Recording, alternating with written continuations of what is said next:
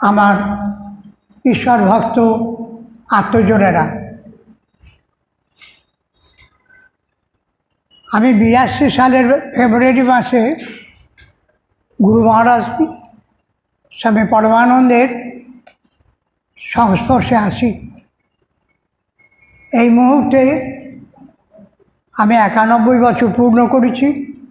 এখন বৈশাখ আমার জন্ম, অর্থাৎ ওটা পার হব। এতটা কাল 82 সাল থেকে তাকে দেখেছি, পাশে থেকেছি, জেনেছি, এনজয় করেছি, এক্সপিরিয়েন্স করেছি, মজে আছি যে এই বয়সেও তার কথা শুনবো বা বলবো বলে এখানে দৌড়ে এসেছি। শরীর আর পারমিট করে না, গাড়িতে আসতেও কষ্ট হয়, কিন্তু তবুও আমি দায়বদ্ধ। কারণ এই আশ্রম যখন তৈরি হয় তখন স্থানীয়, আজকে বোধহয় আসতে পারেননি, গণেশবাবু, গণেশ কোলে, আমাদের গোকুল বর, আর এই এলাকার মানুষের গুণধর সাউ, এরা আমাকে নিয়ে গুরু মহারাজের কাছে গেলেন এখানে আশ্রম হওয়ার পারমিশন চাইতে। ডিটেলসে গেলে দেরি হবে, আমি এইটুকু বলছি যে গুরুজি অনুমতি দিলেন, কিন্তু সঙ্গে বললেন যে গঙ্গাবাবু হাওড়ার লোক, উনি ওটার প্রেসিডেন্ট। সেই দিন আশ্রমের জন্মের সঙ্গে আমার নতুন জন্ম হলো। আমি প্রেসিডেন্ট পরমানন্দ মিশনের একটা ব্রাঞ্চের, যেটা রেয়ারেস্ট অপরচুনিটি, কারণ আমি বাদ দিয়ে আর কোনো গৃহে কোনো আশ্রমের প্রেসিডেন্ট কখনো হয়নি, এরপরেও বোধহয় হবে না। যাই হোক, আমি তারপর থেকে এখানে এসেছি, বহু মানুষের সান্নিধ্য পেয়েছি। এটা আস্তে আস্তে কলেবর বৃদ্ধি হয়েছে। তো যাই হোক, অনেক বছর ধরে এখানে এসেছি। এখানকার লোকেদের আন্তরিকতা, এখানকার লোকের সারল্য, এটাকে ভালোবাসা, এগুলো দেখে আমার ভালো লেগেছিল। গুরু মহারাজ তখনই বলেছিলেন যে যেহেতু হাওড়া একটা তামসিক এলাকা, এখানে সেবামূলক কাজটা বেশি ডেভেলপ করুক। সেবার কাজে আমাদের এই রাজাপুর আশ্রম প্রথম থেকেই ব্রতী। তারা I operation, blood donation, medical unit চালানো, এগুলো করে চলেছেন এবং করতেন। গুরু মহারাজ প্রয়াণের পরে আমি সন্ন্যাসী নামে, মানে এখানে একটা এজিএম ডেকে সন্ন্যাসীর নামে আমাদের পরমানন্দ মিশনের প্রেসিডেন্টের নামে ট্রান্সফার করে আমি নিজেকে মুক্ত করি। কিন্তু তবুও আমার মনে একটা গ্লানি আছে যে আমি গুরু মহারাজের কথা রাখতে পারিনি, আমি প্রেসিডেন্টশিপটা এখানে চালাতে পারিনি। কারণ আমার একটা ভয় ছিল যে আমার এটাকে প্রেসিডেন্স করে অনেকে হয়তো বিভিন্ন আশ্রমের প্রেসিডেন্ট হয়ে যাবে, তাতে আশ্রমের মর্যাদা ক্ষুণ্ণ হবে। সন্ন্যাসী ব্যতি রেখে যদি আর কেউ আশ্রম চালাতে চায় গৃহীদের, লিমিটেশন থাকেই, কারণ আশ্রম সবসময় সন্ন্যাসীদের জন্যে, অতটা মুক্ত মনা গৃহে থেকে হওয়া যায় না। ফলে আমি ছাড়ি। যাই হোক, আজকে আবার আপনাদের সামনে আসতে পেরে আমার আনন্দের সীমা নেই। সবার জন্যে আমি আমার প্রাণ ভরা শুভেচ্ছা, সবার জন্যে তাদের সুস্বাস্থ্য এবং পরমানন্দের আশীর্বাদ। পরমানন্দে থাকা, বড়লোক হওয়ার নয়, পরমানন্দে থাকার পরমানন্দ আশীর্বাদ আমি প্রার্থনা করছি। আপনারা ভালো থাকুন।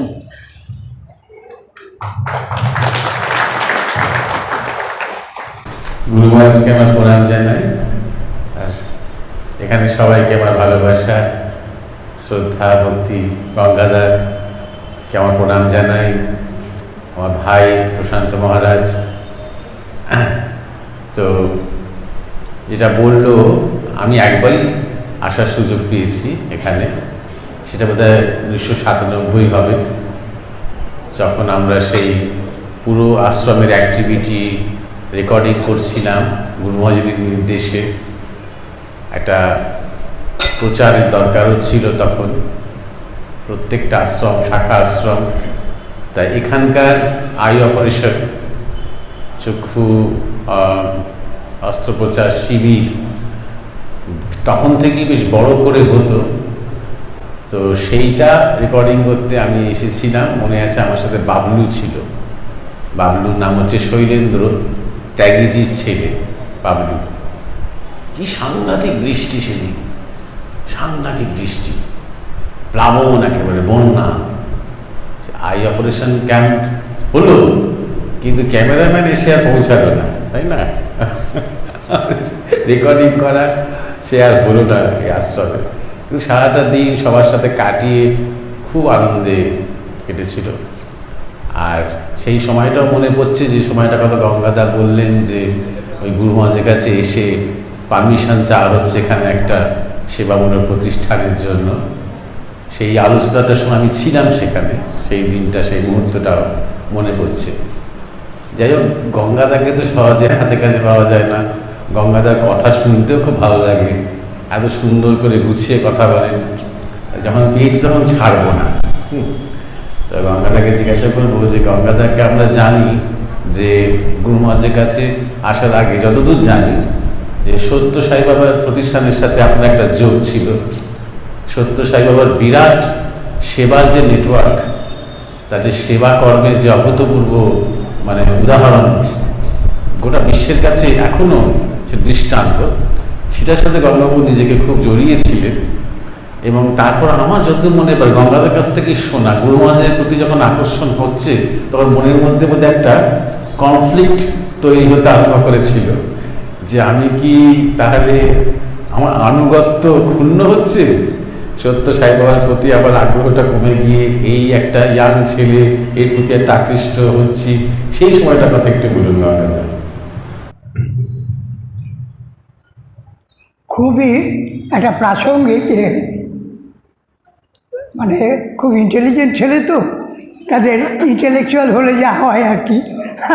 আমাকে অনেক অনেক পিছনে যেতে হলো। যাই হোক, সাই বাবা পুত্তাপর্তিতে, অন্ধ্রপ্রদেশে পুত্তাপর্তি বলে একটি জায়গায় তিনি জন্মেছেন।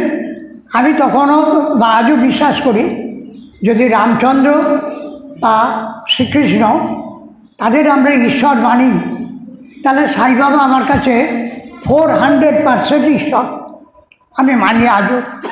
এই 91 বছর বয়সেও আমি বিশ্বাস করি যে সাই বাবা 400% ভগবান। এইবার যখন আমি পরমানন্দকে পেলাম, পরমানন্দ আমার থেকে 20 বছরের ছোট। আমি তো 46 কিংবা 47, তিনি 26 কিংবা 27। একটা বলদীপ্ত চেহারা, চোখ খুলে কিংবা বুঝে তো সামনে বিবেকানন্দকেই দেখতে পেতাম। আর কথা বলতে দিতেন না। আমি যেটা ভাবছি সেটা বলার আগে ওর উত্তর শুরু হয়ে যেত, হারিয়ে ফেলতাম নিজেকে। মুশকিল হলো যেটা, যে সাই বাবার ওখানে একটা বিরাট প্ল্যাটফর্মে আমি যখন যাচ্ছি 72 থেকে 82 সালটায়, তখনও সাই বাবার কাছে যেদিন কোনো লোক থাকে না, সেদিন 2-3 লক্ষ লোক থাকে। আর একটু এদিক ওদিক হলে সেটা 10 কিংবা 12 লক্ষ। ফলে প্রথম যেদিন গিয়েছিলাম তার থেকে প্রতিটা দিন আমাদের দূরত্ব বাড়তে শুরু করলো। ফলে ব্যক্তিগতভাবে আত্মক্ষুধা মেটানোর কোনো স্কোপ ছিল না, যেটা আমি রামকৃষ্ণ মিশন বা ভারত সেবাতে সঙ্গত গিয়ে পাইনি। যে ব্যক্তি জিজ্ঞাসা, আমি যে বলবো যে আমার জীবনের শেষ পাওনাটা কী, আমি কী চাই, আমার মধ্যে অনেক ক্ষুধা, তা আমার কী করে মিটবে। তা আমি দেখেছি তাদের মধ্যেই গাদা ক্ষুধা, তারাই ক্ষুধা, তাদের ক্ষুধাই মিটছে না, আমার ক্ষুধা মেটাবে কোথা থেকে। একটা লোককে পেলাম কাছ থেকে বসে যে কথা বলতে দেয় না। আমি তার আগে এনাঙ্ক শেখর বাগচি বলে এক ভদ্রলোকের সঙ্গে খুব ঘনিষ্ঠ ছিলাম, যিনি বেদে মানে পারঙ্গম। গুরু মহারাজও তাকে বেদ পারঙ্গম হিসেবেই স্বীকৃতি দিতেন। তার কাছেও গাদা উত্তর, অনেক উত্তর আমি পাইনি, যা গুরু মহারাজের কাছে গিয়ে বলতে দেয়নি। বলার আগে উনি বলতে শুরু করলেন। ছোট্ট একটা বলছি, একটা শ্লোকে আছে নিধয়ে সর্ববিদ্যার। ঈশ্বর সর্ববিদ্যার নিধান করবে, মানে নিধয়ে কেন, বিনাশ করবেন কেন? এনা কোথাও বলতে পারেননি। গুরুজিকে গিয়ে বলতে যাচ্ছি, আরে নিধি রে বাবা, নিধি, উনি ট্রেজারার। মানে সেই রকম একটা মানুষ যাকে আমি বলতে বাধ্য হতাম যে আপনি নিজে বিপদে পড়বেন, আমাদের বিপদে ফেলবেন, যে আপনাকে জড়িয়ে ধরে চুমু না খেয়ে থাকা যায় না, আপনাকে বুক থেকে দূরে রাখা যায় না। এই যে আপনার সামনে আসলে বিপদে পড়ে যাই, কেবলই মনে হয় যে আমি আমাকে হারিয়ে ফেলবো। অথচ 46 বছর বয়সে আমি গোটা ভারতবর্ষটা ঘুরেছি।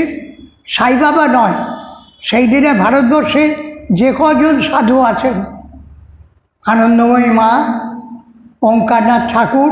ওঙ্কারনাথ ঠাকুর আমার দেশের বাড়ির গায়ে থাকেন, পরে তাকে আমি ছোটো থেকেই চিনতাম।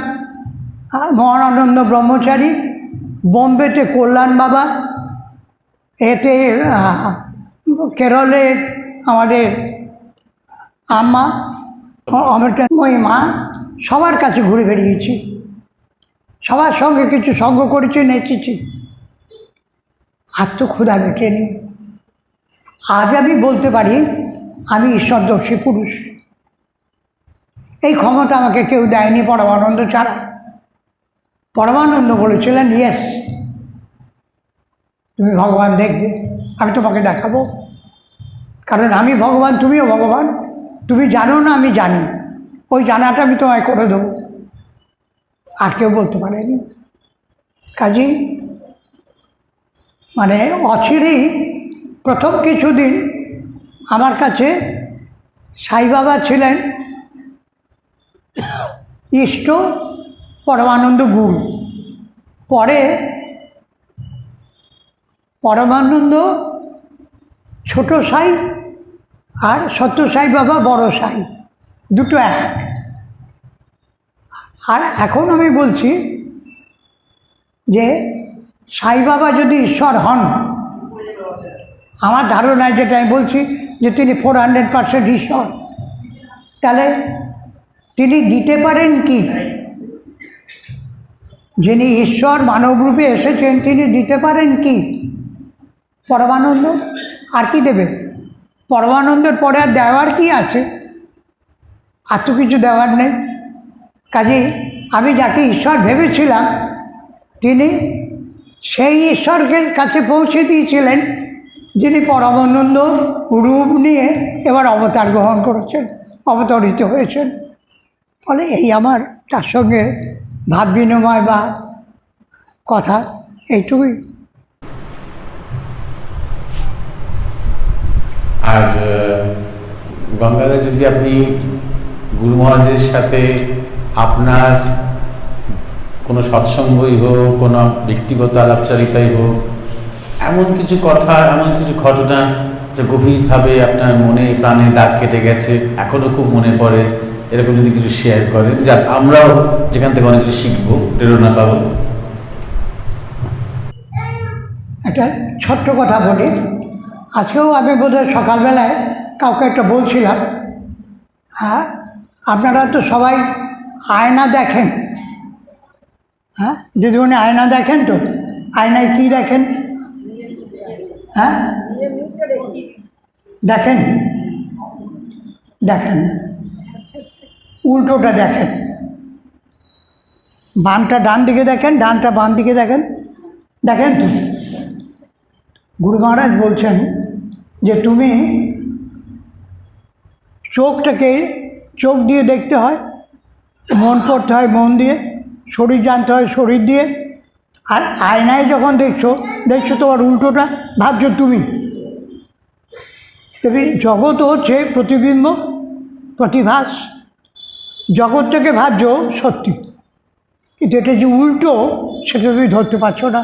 যেমন আয়না দেখার সময় তুমি ধরতে পারছো না যে তুমি আয়নায় ঠিকটা দেখছো না, ভুল দেখছো, তেমনি জগৎটাকে দেখার সময় তুমি ঈশ্বরকে দেখছো না, দেখছো জগৎ মেটেরিয়াল এটা। ফলে সমস্তটা ঈশ্বরই যে সব হয়ে রয়েছে এটা তুমি লিটারেলি জানো, কিন্তু ব্যক্তি জীবনে, দৈনন্দিন জীবনে তার প্রতিফলন নেই।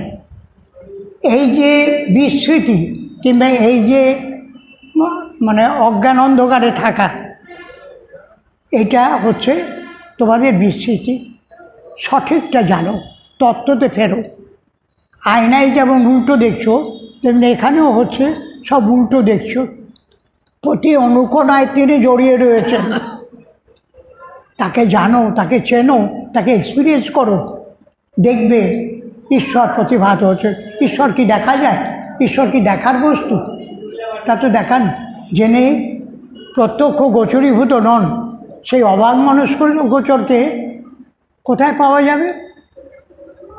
আয়নায় তুমি নিজেকে দেখলে, কিন্তু যদি তুমি মানে যে দর্পণ তাতে দেখো, তাকে কাকে পাবে? আত্মদর্পণে তুমি ছাড়া আর কেউ নেই, তুমি ঈশ্বর। এটা ধ্যান করো। আমি বহুকাল খুঁজে পাইনি, এটাই আমার কাছে পরমানন্দের কাছে আসার পরে এইটা আমার কাছে যে বিষয় ছিল, সে ঘোর কাটতে আমার 20 বছরেরও বেশি কেটেছে।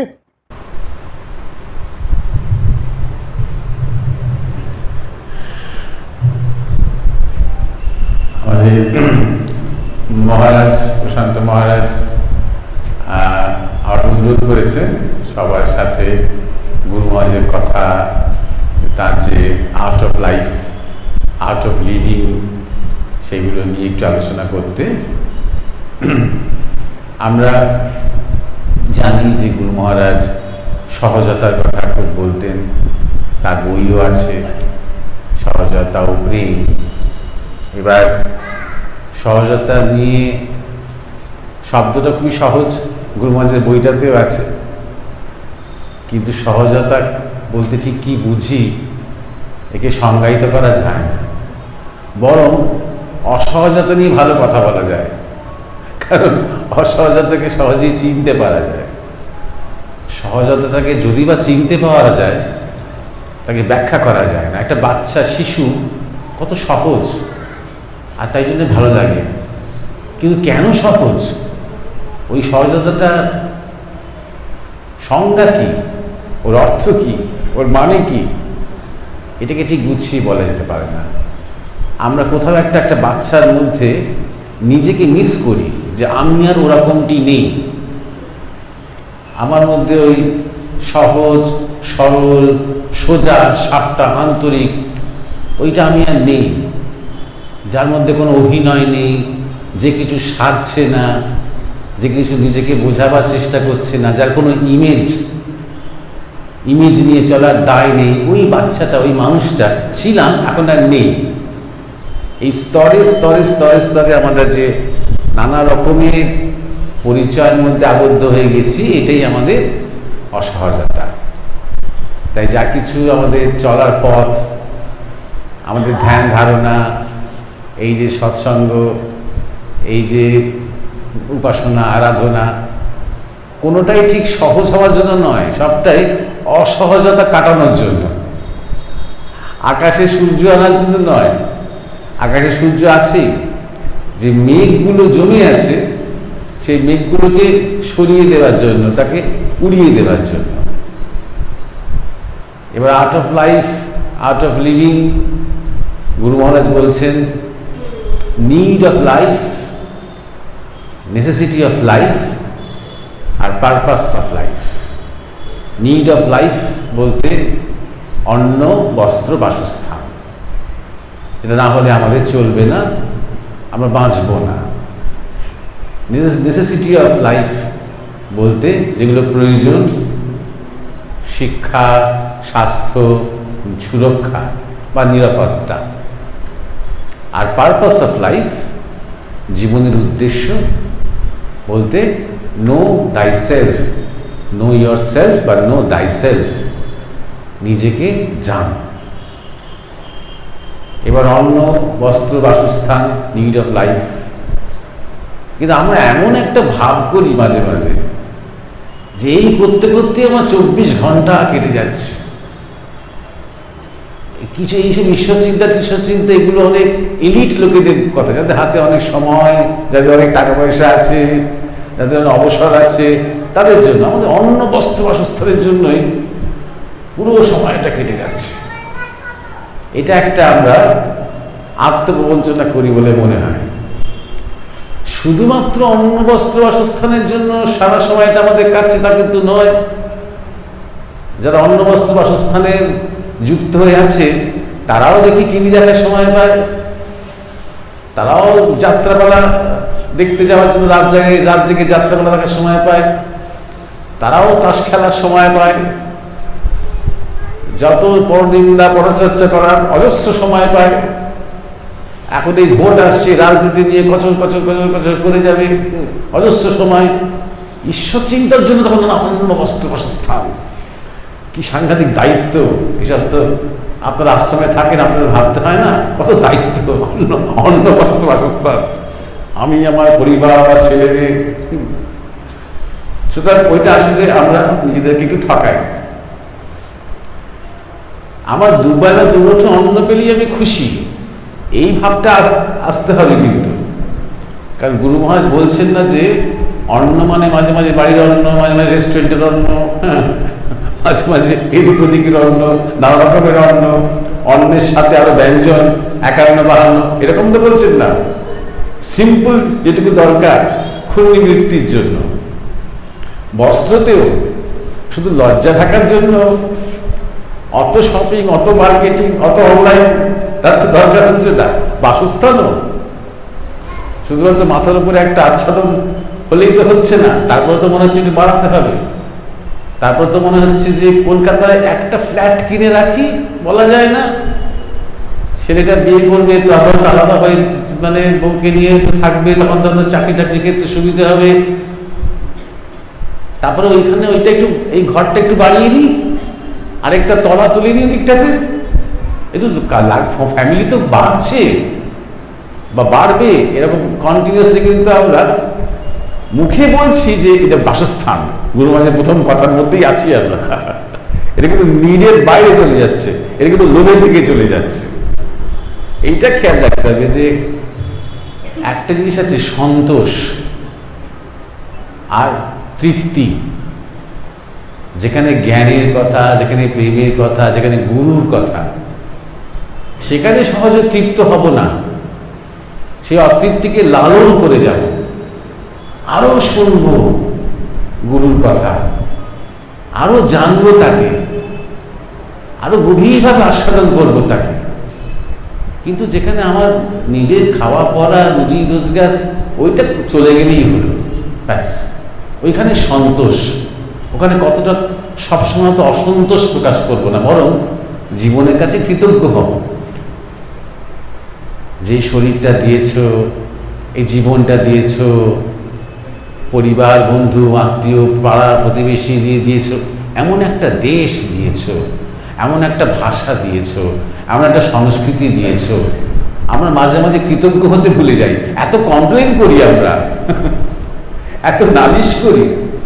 এমন একটা দেশ, যে দেশে আমরা অনায়াসে কত মহাপুরুষদের কথা বলতে পারছি। গঙ্গাদা একটু আগেই শ্রীরামচন্দ্রের কথা বললেন, শ্রীকৃষ্ণের কথা বললেন, সত্য সাই বাবার কথা বললেন, আনন্দময়ী মায়ের কথা বললেন, সীতারাম দাস ওঙ্কারনাথের কথা বললেন, অমৃতাময়ীর কথা বললেন, আরো কত আছে এরকম আমাদের দেশে। আর কোনো একটা দেশে দাঁড়িয়ে গেলে এই কথা একজনের বেশি দুজনের নামই করা যাবে না। আমি স্পেনে যাই, আমি ইটালিতে যাই, পাকিস্তানে যাই, আমি আমেরিকাতে যাই, ইংল্যান্ডে যাই, একটা যিশুর পরে আর কারোর নামই করা যাবে না। আর আমরা এমন একটা দেশে বসে আছি যেখানে এত এত এত মহাপুরুষ, এত এত এত মহিষী, ক্রমাগত তাদের কাছ থেকে আমরা কত কিছু শিখছি, জানছি, যেন ধরেই নিচ্ছি এটা আমাদের হক। এই এতটা আমরা পাই, আমাদের জীবনে। তাহলে আমরা কেন সন্তুষ্ট হব না? আর আমাদের দেশ তো পুজোই করে, আমাদের দেশের তো চরম আদর্শই স্বামী বিবেকানন্দ বলেছেন সর্বত্যাগী শঙ্কর, ত্যাগকে তো আমরা সবচেয়ে বেশি পূজা করি। কেন? কারণ তিনি অল্পেই সন্তুষ্ট, অথচ তিনি জ্ঞানের শিখরে বসে আছেন। তাহলে চেতনায়, যে ঋষিরা বলেছেন ন তৃপ্ততাম, চেতনাকে তৃপ্ত করো না, কারণ তার কোনো শেষ নেই। ঈশ্বরকে জানার, এই জীবনকে জানার কোনো শেষ নেই। কিন্তু স্থূলে বাহ্যিকে যা আছে ওকে স্যাটিসফাইড, সন্তুষ্ট, এই ভাবটা দরকার। তারপরে যে শিক্ষা, স্বাস্থ্য, সুরক্ষা, নেসেসিটি অফ লাইফ, একটা ন্যূনতম শিক্ষা অন্তত আমাদের ব্যবহারিক জগতে, যেটা আমাদের দেশে এককালে খুব হয়েছে, যাতে মানুষকে ঠকিয়ে দেওয়া না যায়, ঠকে না যায়। শিক্ষাকে ব্যবহার করা হয়েছে মানুষকে ঠকানোর জন্যই। ইংরেজরা যেরকম ধরনের শিক্ষা ব্যবস্থা আমাদের দিয়ে গেছে, সেটা মূলত আমাদের ঠকানোর জন্য, আমাদের যাতে ওরা ভালো করে লুট করতে পারে এবং ঠকাতে পারে, এবং আমরা যাতে নিজেরাও নিজেদেরকে নিয়ে ঠকে যাই। আমরা যাতে নিজেদের ইতিহাস, নিজেদের ধর্ম, নিজেদের সংস্কৃতি সম্বন্ধে আমাদের মনে অশ্রদ্ধা তৈরি হয়, বিদ্বেষ তৈরি হয়, সেরকম ধরনের শিক্ষা ব্যবস্থা তারা দিয়ে গেছে। আজকে আমাদের সেই শিক্ষা ব্যবস্থাটা ব্যবহার করি, তাদের ওই বৃত্তিমুখী ওই জড়বাদকে ব্যবহার করি। আজকে আমাদের দেশ আগের থেকে অনেক বিকশিত হয়েছে, কিন্তু কোথাও আমরা মনে মনে এখনো একটা পাশ্চাত্য শৃঙ্খলে আটকে আছি। সেটা কারণ হচ্ছে কি শিক্ষা ব্যবস্থা। তাই জন্যে শিক্ষার যে বিষয়টা, এটা শুধু পুঁথিগত বিষয়টাই নয়, তার সাথে যে জীবনের যে শিক্ষা, যে শিক্ষাটা আমরা গুরু মহারাজের কাছ থেকে পাই, সেটা শুধুমাত্র ধ্যান জপ করা শিক্ষা শুধু নয়, সেটা জীবনের শিক্ষা, মূল্যবোধের শিক্ষা, সম্পর্কের শিক্ষা, সমাজের শিক্ষা, দেশের সাথে আমার সম্পর্ক, মাটির সাথে আমার সম্পর্ক, আমার ইতিহাসের সাথে আমার সম্পর্ক, এই সব মিলিয়ে যে শিক্ষা। স্বাস্থ্য, যেটা একটু আগেই এই আশ্রম প্রতিষ্ঠানের কথা হচ্ছিল, এই চক্ষু শিবিরের, যে চক্ষু অপারেশন শিবিরের কথা হচ্ছিল, সত্য সাই বাবার কথা হচ্ছিল। আমাদের ভারতবর্ষের পরম্পরা হচ্ছে, যেটা সত্য সাই বাবাও খুব বলতেন, যে শিক্ষা এবং স্বাস্থ্য নিয়ে কখনো ব্যবসা করা যায় না, করা উচিত নয়। এটা আমাদের দেশের পরম্পরা। যে ব্রহ্মচর্য আশ্রম ছিল বা গুরুকুল আশ্রম ছিল, সেটা সম্পূর্ণ ভলেন্টারি ছিল। তার জন্য কোনো পার্টিকুলার মাসে মাসে কোনো ফিস দিতে হতো না, কালেকশনে চলতো। মানুষ স্বতঃপ্রবৃত্ত হয়ে যা অবদান রাখতো তাতে করে চলতো, কেউ কোনো মাইনে টাইনে পেত না। স্বাস্থ্যের যারা বিষয় নিয়ে থাকতেন, চিকিৎসক, বৈদ্য, আয়ুর্বেদ আচার্য যারা ছিলেন, তারাও কখনো তাদের সেই ভূমিকার বিনিময়ে কখনো কোনো রকম সাম্মানিক বা কোনো রকমের কোনো রেট তার দাবি করতেন না। প্রণামী স্বরূপ অনেকে অর্থ নিতে চাইতেন না। কেউ যদি শাক সবজি চাল ডাল দিয়ে যেত, সেটা আলাদা কথা। এটা আমাদের দেশের পরম্পরা।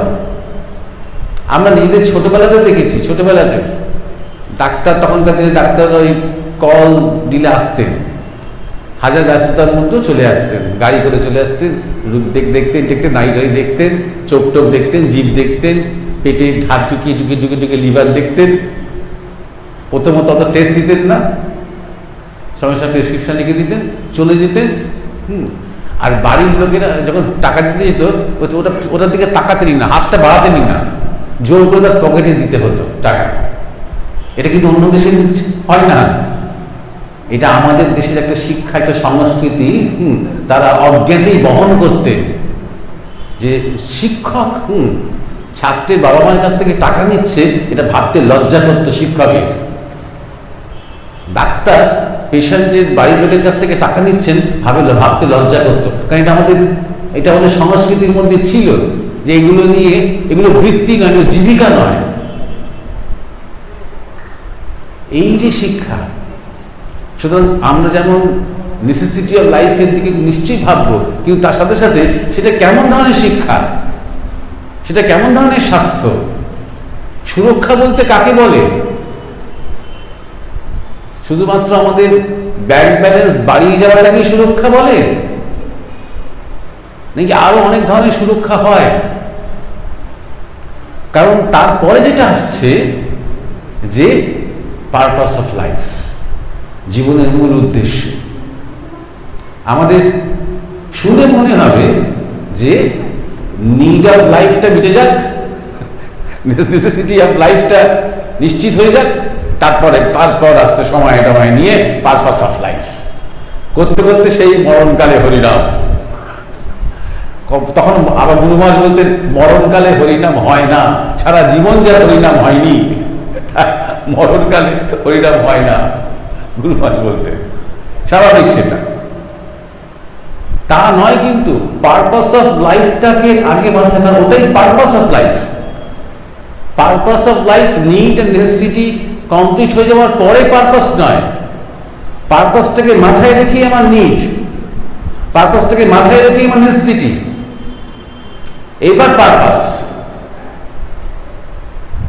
অন্ন বস্ত্র, আমি অন্ন নিয়ে হয়তো ভাবছি, আর যখনই দেখছি যে এই অন্নের মধ্যেই কত অধর্ম রয়েছে, কত বীজ ঢালা হয় বীজে, জমিতে কত কেমিক্যাল দেওয়া হয়, কেন? বেশি ফলনের জন্য, কেন? বেশি ব্যবসার জন্য। তাহলে যে অন্নটা আমি গ্রহণ করছি, এখন আবার সবাই বলছে চায়না থেকে প্লাস্টিক চাল আসছে, দেখে হচ্ছে সেটা আমরা, তাই না? তাহলে অন্নতেও কত অধর্ম রয়েছে। তো এমন তো না অন্ন তো ভগবতী নেই আমাদের কাছে, কারণ জীবনের পারপাস থেকে তো আমরা সবাই সরে গেছি, কালচারালি সরে গেছি, তো ওই জন্যই তো এটা হচ্ছে। তাই পারপাসটাকে মাথায় রেখেই আমরা যখন এগোবো, তখন সেখান থেকে নিডটা, অন্ন বস্ত্র বাসস্থান, সেখান থেকে নেসেসিটিটা, শিক্ষা, স্বাস্থ্য, সুরক্ষা, তারপরে পারপাস অফ লাইফ, অর্থাৎ জীবনের মূল উদ্দেশ্য। সেটা কি? নিজেকে জানো, তুমি কে, তুমি কি, নিজেকে জানো। এই নিজেকে জানার পথে গুরু মহারাজ বলছেন যে read the language of your body. এখানে খুব ইম্পর্টেন্ট যে আমরা যখন স্কুলে টুলে বা মানে কলেজে, সেখানে কিন্তু আমরা বায়োলজি পড়ি, সেটা হচ্ছে ল্যাঙ্গুয়েজ অফ দ্য বডি, ধরা যাক সেটাকে বলা যেতে পারে ল্যাঙ্গুয়েজ অফ দ্য বডি। গুরু মহারাজ কিন্তু ল্যাঙ্গুয়েজ অফ দ্য বডি বলছেন না, ল্যাঙ্গুয়েজ অফ ইয়োর বডি বলছেন। তোমার শরীরটা একান্তই অনন্য, স্বতন্ত্র একটা অস্তিত্ব, সেটা কারো শরীরের সাথে মিলবে না। তাই এমন কোনো ফর্মুলা হতে পারে না যেটা আমার শরীরের পক্ষে ভালো, সেটাই সবার পক্ষেই ভালো। যেটা একজনের শরীরের পক্ষে খারাপ, সেটা সবার জন্য খারাপ। এটা হতে পারে না। কিছু জেনারেল রুলস থাকতে পারে, কিন্তু তারপর থেকেই প্রত্যেকটা শরীর চরিত্রগতভাবে কিন্তু একে অপরের থেকে সম্পূর্ণ ভিন্ন, সব দিক দিয়ে। গুরু মহারাজ বলছেন, প্রথমেই তুমি তোমার নিজের শরীরটাকে জানো। এটা একটু গঙ্গাদা বলছিলেন, শরীরকে দিয়েই শরীরকে জানতে হয়। আহার, নিদ্রা, মৈথুন, বিহার, সমস্ত কিছু দিক দিয়ে। বসে থাকতে ভাল লাগে না কাজ করতে ভাল লাগে, শুতে ভাল লাগে, মানে মানে শুয়ে ডান কাতে শুতে ভাল লাগে না মা কাতে শুতে ভাল লাগে, মনে হবে খুব এগুলো সাধারণ তুচ্ছ, একেবারে তুচ্ছ নয়। শরীরের এগুলো গুরু মহারাজের কাছে একটা লক্ষণ দেখে দেখে বুঝেছি। গুরু মহারাজ মানে হাতে করে করে দেখিয়ে দিয়েছেন কেমন ধরনের শ্বাস প্রশ্বাস পড়ে আমাদের শরীরে।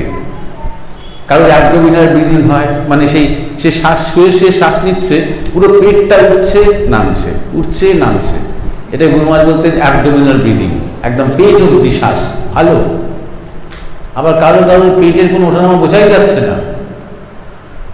আবার একজন তো যোগী বসে বসে ট্রেনে করে যাচ্ছেন, তিনি শ্বাস নিচ্ছেন কিনা বোঝা যাবে না, যেন মনে হচ্ছে শরীরটা একটা নিস্পন্দ হয়ে আছে, যেন প্রাণ স্থির হয়ে আছে।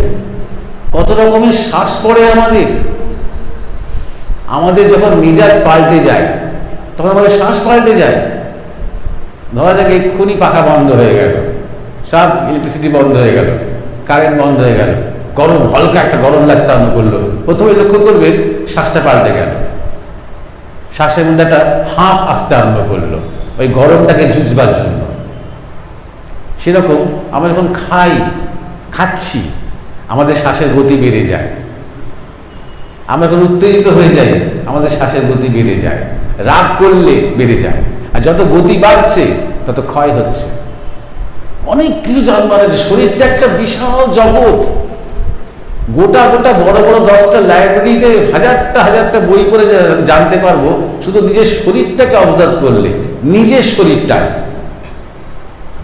শরীরটা অবজার্ভ করলে, নিজের শ্বাস প্রশ্বাস, প্রত্যেকটা অনুভূতি, প্রত্যেকটা স্পন্দন দেখতে দেখতে, অভিজ্ঞতা নিতে আস্তে আস্তে একটা দেখবো একটা বিরাট জগৎ আমাদের সামনে খুলে যাবে। গুরুমহারাজ বলছেন ওইটাকে পড়ো, read the language of your body. তোমার নিজের শরীরের যে নিজের অনুবৈশিষ্ট্য সেইটাকে জানো।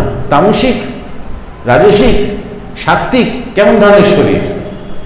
আবার কত রকমের বলতেন, অ্যাথলেটিক বডি, ইলাস্টিক বডি, কেমন ধরনের বডি, নরম শরীর না সব কঠিন শরীর। ঠাকুর শ্রীরামকৃষ্ণের কাছে আসে যখন ছেলেরা আসতেন তখন ঠাকুর তাদের হাতটাকে নিয়ে করে ওজন করে দেখতেন। আমরা সাধারণ মানুষ হিসেবে কি বুঝবো, কি দেখতেন তিনি কার কেমন আধ্যাত্মিক পোটেনশিয়াল সেইটা দেখতেন। যার শরীর নরম তার এক রকমের, যার শরীর হার্ড সে তেমন নয় যে আধ্যাত্মিক নয়, অবশ্যই আধ্যাত্মিক, কিন্তু আধ্যাত্মিক ধরনটা কেমন, তার চরিত্রটা কেমন। যখন ছেলেরা দক্ষিণেশ্বরে থাকতো আর গিয়ে ওই পুকুরের কাছে গিয়ে ওরা মলত্যাগ করে আসতো, ঠাকুর পেছন দেখতে যেতেন কার কেমন মল, তার রংটা কেমন।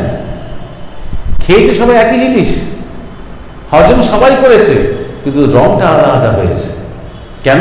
বডিগুলো আলাদা, খাদ্যগুলো আলাদা নয়, কিন্তু বডিগুলো আলাদা। কি দেখছেন ঠাকুর? কার কেমন ধ্যান জপ হচ্ছে ওই রং দেখে বুঝতে পারছেন তিনি। আমাদের গুরুমহারাজ বলতেন যখন কেউ আমাকে সামনে মাথা ঝুঁকে প্রণাম করে ওর ঘাট থেকে আমি একটা গন্ধ পাই, সেই গন্ধতে বুঝতে পারি যে দীক্ষার পর থেকে ধ্যান জপ করছে কিনা ভালো করে। আবার এটাও বলছেন যখন দীক্ষা নিতে এসেছে তখন যে গন্ধ, 2 বছর পরে আর যখন প্রণাম করতে আসছে গন্ধ পাল্টেছে। তার মানে আস্তে আস্তে সে ধ্যান জপ করছে, তার মনে পরিবর্তন হচ্ছে। তার মানে আমাদের শরীরের গন্ধও পাল্টে যায় আমাদের মন যখন পাল্টে যায়। এইসব কথা সাধারণ মেইন স্ট্রিম ডাক্তাররা বা বায়োলজি টিচাররা কি বলতে পারবে? বায়োলজি টিচার বলতে পারবে কিডনিটা ঠিক কোথায়, কতগুলো শিরাউপাসনা, কতগুলো নার্ভ যাচ্ছে, ব্রেনের সাথে হার্টের কি সম্পর্ক, খাদ্যটা কিভাবে পাচন হচ্ছে, কিভাবে হজম হচ্ছে, মলাশয় ইত্যাদি। হ্যাঁ, এইগুলো বলতে পারবে। কিন্তু শরীরের যে সূক্ষ্ম দিকগুলো, শরীর যে একটা জ্যান্ত জিনিস, আমাদের আয়ুর্বেদের মতে, যেটা অনেকে হয়তো জানেন না, যে আমরা তো খুব দেখবেন যে এখন খুব ফ্যাশন, আমি যদি খুব আধুনিক মনস্ক লোক হই তাহলে খুব ফ্যাশন দেহ দান করা। আমি অত স্বর্গ নরক মানি না তো, হ্যাঁ, আমি ওসব আত্মা পরলোক টরলোক মানি, সব মানি না তো, আমি দেহ দান করবো যাতে আমার বডি নিয়ে রিসার্চ হয়। আয়ুর্বেদ বলছে ডেড বডি নিয়ে কোনো রিসার্চ করার কোনো দরকারই হয় না, কারণ ডেড বডি কিছু ইনফরমেশন দেবে না। একটা ডেড বডি শুধু তোমাকে বলবে এই যন্ত্র আছে, এক্সট্রা তুমি কোনো ইনফরমেশন পাবে না ডেড বডির কাছ থেকে। একটা লিভিং বডি তোমাকে ইনফরমেশন দেবে। একটা জ্যান্ত শরীর সবসময় তোমাকে নতুন জিনিস প্রত্যেক দিন শেখাবে। আর সেই শরীরটা কার? অন্য কারণ নয়, কোনো গিনিপিগের নয়, কোনো বাঁদরের নয়, তোমার নিজের।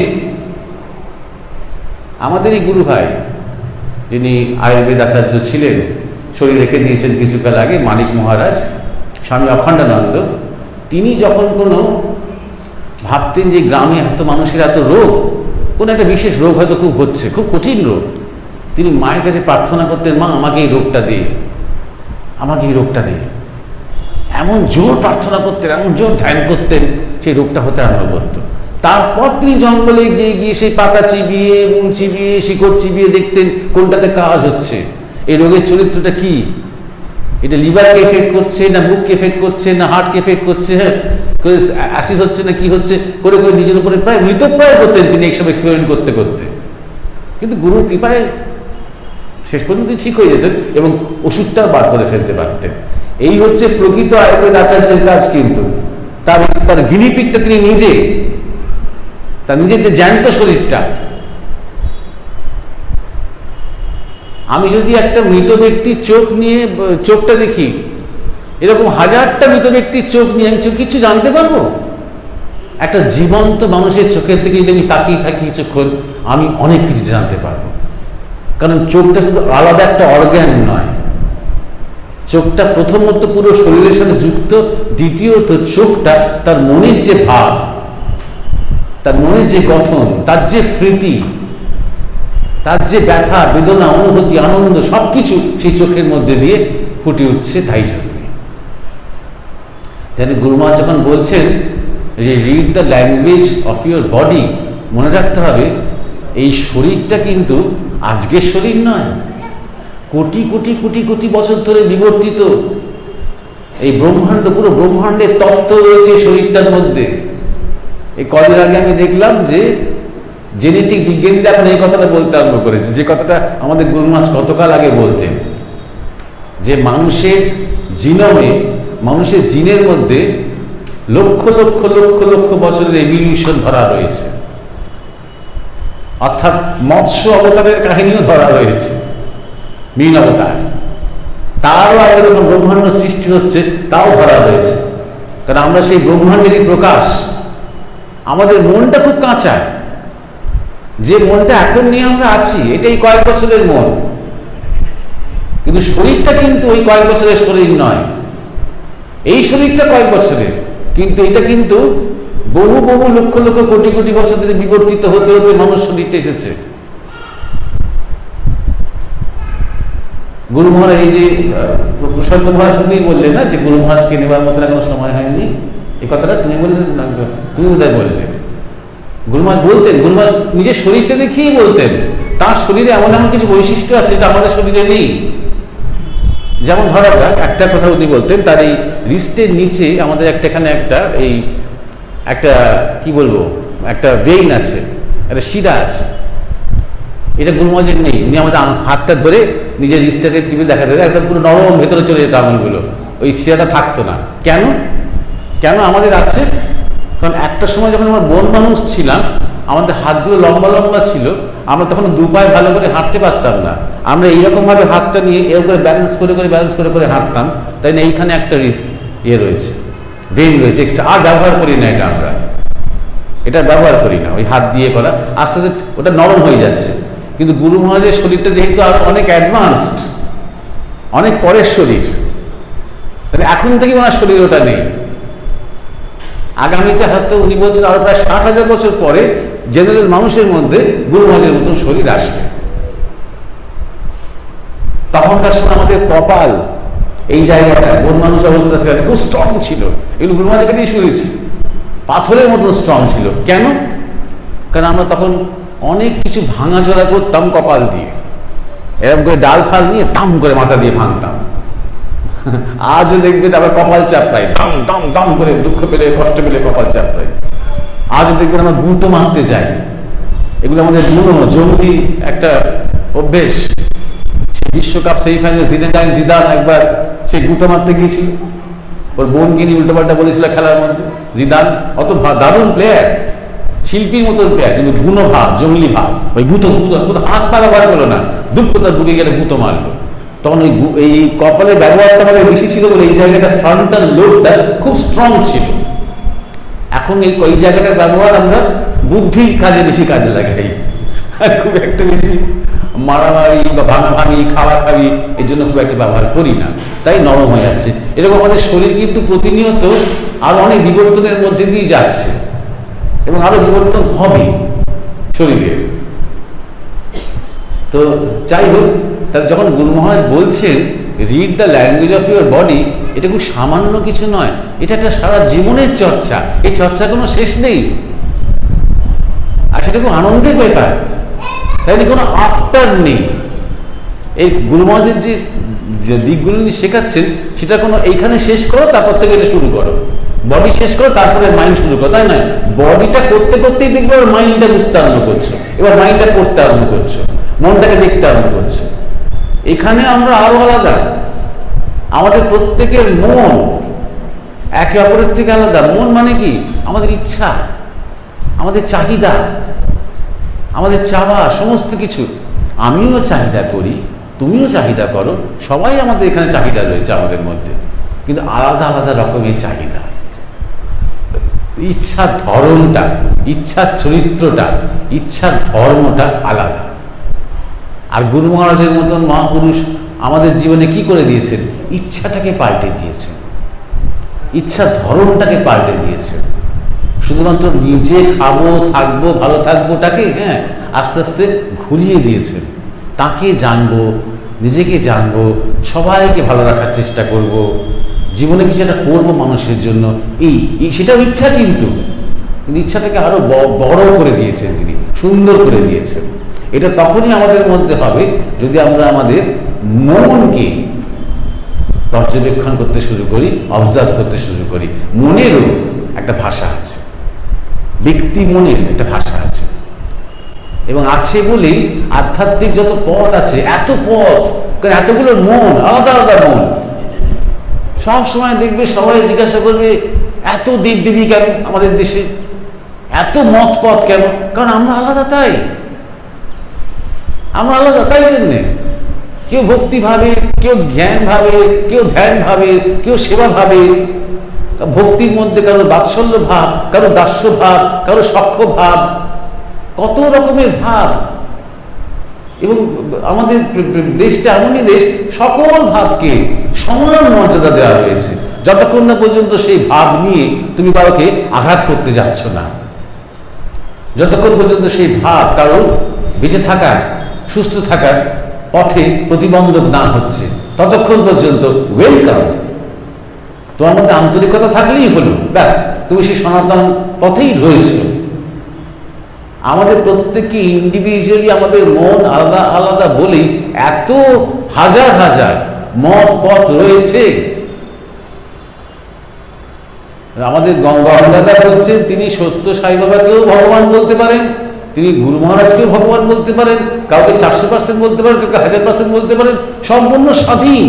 এই স্বাধীনতাটা অন্য কোনো দেশে, অন্য কোনো কালচারে তিনি পাবেন না। তুমি একবার যখন যিশুকে ভগবান বলেছো, আবার কাকে বলছো কেন? তুমি একবার যখন আল্লাহকে বলেছো একজন ওয়ান অ্যান্ড অনলি, তুমি আবার দ্বিতীয় কাউকে বলছো কি করে? সর্বনাশ করছো তো, নরকে যাবে তো, শয়তান তো তুমি। এটা শুনতে হবে। তাই জন্য বলা হয় ভক্তে ভগবান। ভগবান কোনো আলটিমেট কোনো রাবার স্ট্যাম্প নন। আমি যাকে ভগবান বলে মনে করি, আমাকে তিনি ভগবান। তোমার ভগবান অন্য কেউ হতে পারে, কোনো অসুবিধা নেই। আমি আমার ভগবানকে তোমার মাথার উপর চাপাবো না, তুমিও তোমার ভগবানকে আমার মাথার উপর চাপাতে এসো না। কেন? কারণ তোমার মনটা এক রকমের, আমার মনটা আরেক রকমের, তোমার ভাবটা এক রকমের, আমার ভাবটা আরেক রকমের। আমরা শেষে গিয়ে সেই আলটিমেট সত্যে পৌঁছবো। যখন পৌঁছবো তখন আমিও নাচবো, তুমিও নাচবে, কিন্তু আমার নাচটা হয়তো শিবের মতো হবে, তোমার নাচটা হয়তো কালীর মতো হবে। আমি তখন হয়তো বামা খেপার মতন গাল দেবো, আর তুমি হয়তো তখন রামকৃষ্ণের মতন মধুর মধুর কথা বলবে। আরেকজনকে হয়তো মানে শিবের মতন সমাধিস্থ হয়ে থাকবে, আরেকজনকে হয়তো বিবেকানন্দের মতন চোখে জল ফেলবে। তখনও সমাধিতে গিয়েও কিন্তু তার যে বহিঃপ্রকাশটা, সেটা আলাদা হতেই পারে, ভিন্ন হতেই পারে। এই বৈচিত্র্যটাই সম্মান তখনই আমরা করতে পারবো যখন আমরা অন্তর্মুখী হয়ে নিজের মধ্যে খুঁজবো, দেখবো যে আমার মতন কিন্তু দ্বিতীয় কেউ নেই। তিনি অদ্বিতীয়, কিন্তু স্বভাবে আমরা প্রত্যেকে অনন্য, স্বতন্ত্র। আর সেটা যখনই বুঝতে পারবো, তখনই প্রশ্ন আসবে, তাহলে কে দেখছে? কার শরীর, কার মন, কে দেখছে? এই ইগো, এই আমি, কাকে আমি আমি বলি, এই নিজেকে তখন নিজের যে আসল সত্তা, নিজের যে অস্তিত্ব, এই আমিটাকে শুধু এই শরীরের মধ্যেই, এই স্বভাবের মধ্যেই, এই শরীর এই স্বভাব যখন থাকবে না তখন কি আর আমি নেই?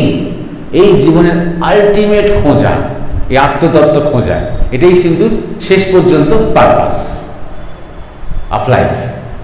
এটাই হচ্ছে read the language of your body, তারপরে অবজার্ভ ইউর মাইন্ড বা read your mind, no your self. এইভাবে আস্তে আস্তে আস্তে আস্তে স্টেপ বাই স্টেপ নিজেকে জানো। এটাই গুরু মহারাজের যেটা মৌলিক শিক্ষা আমাদের দেওয়ার চেষ্টা করতেন। এবার মহারাজ তুমি কিছু বলো।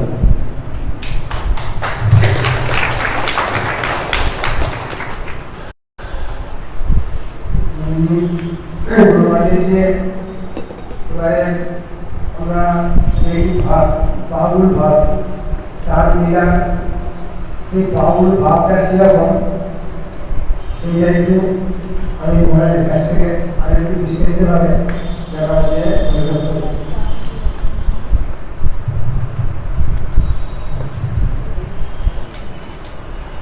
গুরু মহারাজ বলছেন যে বাউল শব্দটা এসেছে বাতুল শব্দ থেকে। বাতুল মানে যিনি পাগল, যিনি ঈশ্বরের জন্য যিনি পাগল।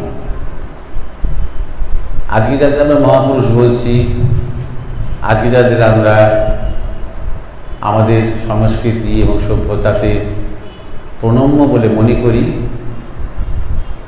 তারা কিন্তু তাদের সমকালীন যুগে সবার কাছে পাগল ছিলেন। ঠাকুর শ্রীরামকৃষ্ণকে সবাই পাগলা ঠাকুর বলতো। এখন কিন্তু আমরা কেউ বলি না দক্ষিণেশ্বরে পাগলা ঠাকুর। তখন কিন্তু যত শিক্ষিত সমাজ, মধ্যবিত্ত, উচ্চবিত্ত, এলিট সমাজ বলতেন পাগলা ঠাকুর সব ভালো ভালো ছেলেগুলোর মাথা খাচ্ছে, সব শিক্ষিত ছেলেগুলোর মাথা খাচ্ছে। স্বয়ং ঈশ্বরচন্দ্র বিদ্যাসাগর মহাশয় পর্যন্ত বিরক্ত হতেন। শ্রীম মাস্টারমশাই মাঝে মাঝে ছাত্রদের ধরে ধরে নিয়ে যেতেন ঠাকুরের কাছে। স্বাভাবিক, মাস্টারমশাই মনে হতো যে এনার কাছে গিয়ে বুঝতে পারি যে আমরা এখনো ছাত্র, কি আমরা স্কুলে পড়াচ্ছি। তা এখন যারা ছোট ছেলে তাদের তো এর কথা আগে শোনা উচিত। আমাদের মতন বয়স হয়ে গেলে বিয়ে করে ফেলেছি, চাকরি টাকরি করছি, হ্যাঁ, আমরা কোথাও একটা আধা খাপছাড়া হয়ে গেছি, কম্প্রোমাইজ হয়ে গেছি। তো যাদের এখনো পর্যন্ত সংসারের মলিনতা স্পর্শ করেনি, তারা যদি ঠাকুরকে পায়, পুরো জীবন তো ইনি তো সেই পরশ পাথর, যার কাছে পৌঁছলে সবাই সোনা হয়ে যায়। কিন্তু বিদ্যাসাগর মহাশয়ের মতন অত বড় মনের একজন মানুষ, তিনি কিন্তু এগুলোকে সময় নষ্ট বলে মনে করতেন এসব পাগল ছাগল, এসব মূর্ছা হয়। ঠাকুরের এসব ভাব সমাধি মূর্ছা। নরেন্দ্রনাথ দত্ত প্রথম বলতেন এগুলো আপনার মনের রোগ, এগুলো এক ধরনের আপনার মানে সাইকোসোম্যাটিক প্রবলেম, এগুলো আপনার স্কিজোফ্রেনিয়া। তখন এইসব সাইকোলজিক্যাল নামগুলো আমাদের ভোকাবুলারিতে আসতে আরম্ভ করছে। তখন এই দিনে খুব ইউরোপে খুব চর্চা হচ্ছে। তো যাই হোক, তার মানে যখনই কেউ মূল স্রোত থেকে একটু অন্য রকম, তখনই কিন্তু জগৎ তাকে পাগল বলেছে। আজও বলে। আজও গুরু মহারাজের কথা যদি বেশি এদিক ওদিক বলতে যাবে, দেখবে এইসব পাগল, কি এই বয়সে এইসব নিয়ে কি করছো তুমি, পাগল একদম। কয়েক নাকি একটা ছেলে, ইয়াং ছেলে, সে তার বান্ধবীর সাথে 1.5-2 বছর হলো সম্পর্কে আছে। সেই ছেলেটা বলছে যে আমার বান্ধবী বলছে এসব কী নিয়ে তুমি এইসব কোন মহারাজ ফহারাজ আশ্রম করে বেড়াচ্ছ, তুমি তো একদম উন্মাদ হয়ে গেছো, পাগল হয়ে গেছো, এসব এখন ঠিক আছে করছো করো, পরে বিয়ে করলে কিন্তু এসব বন্ধ করে দেবো। ছেলেটা আমাকে বলছে মহারাজ আমি কী করবো, ওকে যে বলছে। তা জাস্ট সে শুধু একটু আগ্রহ দেখায়, হয়তো এমন নয় যে সে খুব ধ্যানজাপ করছে, তাও নয়, বা খুব তার মধ্যে খুব বৈরাগ্য এসে গেছে, তাও নয়। সে শুধু মাঝে মাঝে আশ্রমে যায়। হয়তো সে অতক্ষণ ফোনে থাকে না, হয়তো সে ফোনে হয়তো মানে সেলিব্রিটি বা ওই তাস খেলা কি ওই জুয়া খেলা, লটারি, এসবগুলো হয়তো করে না। শুধু তার ভালো লাগে একটু এইসব জীবন, তাতেই লোকে তাকে পাগল বলছে। তারই বান্ধবী, বান্ধবীর কাজ কি? সে তো ভালোবাসে নিশ্চয়ই। আর যে ভালোবাসে সে কি করে? সে তো বোঝে যে আমাকে ভালোবাসবে সে তো আমাকে বুঝবে।